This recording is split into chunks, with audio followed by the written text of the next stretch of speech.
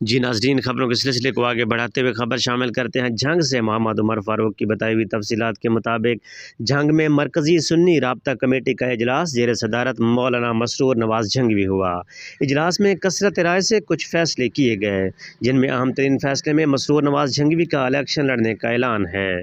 دیگر اہم فیصلوں میں 22 فروری 2023 کو امیر عظیمت کانفرنس، 22 جمادی ثانی کو ملک بھر میں خلیفہ بلا فصل سیدنا صدیق اکبر رضی اللہ تعالیٰ عنہ کے حوالے سے سیمینار کے انعقاد، مطالباتی جلوس نکالے جائیں گے۔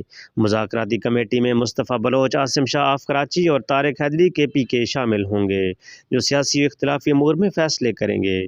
ملکی اور بین الاقوامی حالات میں سنی رابطہ کمیٹی کے موقف کے لیے مرکزی میڈیا سیل کا قیام بھی عمل میں لایا گیا۔